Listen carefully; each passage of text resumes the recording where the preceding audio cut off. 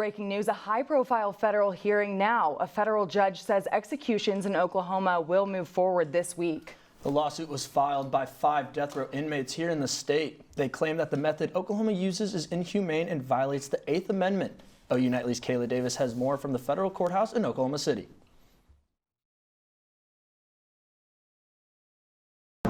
Moments ago, a federal judge decided not to temporarily delay execution for 5 death row inmates, including Julius Jones. The lawyers for the inmates said they will appeal within the hour.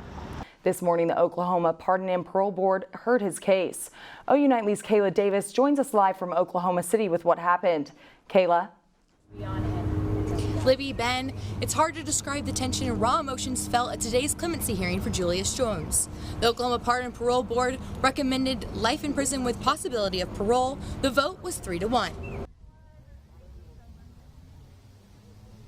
Ben, Libby, this is not the first march for Julius Jones, but the first march on this campus and the first march since the Pardon and Parole Board recommended he be granted clemency.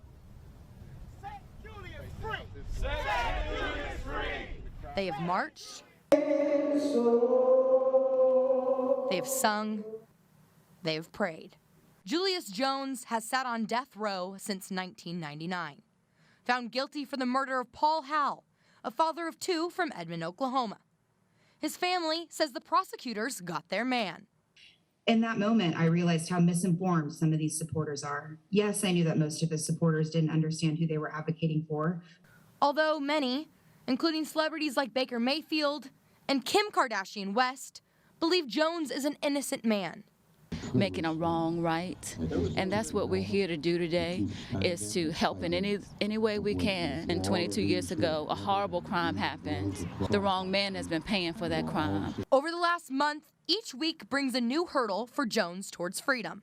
First, Governor Kevin Stitt doesn't consider Jones's commutation and leaves the matter for his clemency hearing.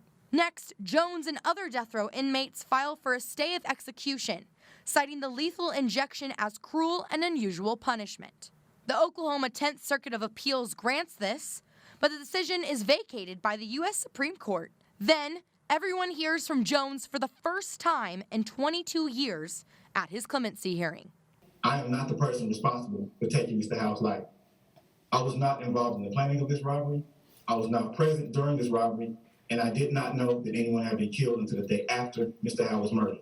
With a 3-1 vote, the Oklahoma Pardon and Parole Board recommends Jones clemency and life in prison with possibility of parole. I want to thank the Pardon and Parole Board for continuing to see the human in Julius and seeing that there was a grave mistake made. Everyone, the Howell family, the Jones family, celebrities, and OU students are awaiting the governor's decision. We're here at Evans Hall, and the Julius Jones supporters marched across campus and are now listening to speakers from the Black Emergency Response Team and the Student Government Association, as well as the Justice for Julius group, as a call to action for them to write letters, send emails, all to the governor's office for him to grant clemency for Julius Jones before his November 18th execution date. Thanks, guys. I'm here at the Oklahoma State Capitol building, where supporters for Julius Jones are putting pressure on the governor to make a decision and grant him clemency before his November 18th execution date. Right now, supporters are standing outside the governor's office, and we'll give you guys a look at that. Earlier today, the family and many other supporters carrying signs and giving each other hugs have been here all day, and we're not sure how long they will be here. That's all we have for right now. Kayla Davis, OU Nightly.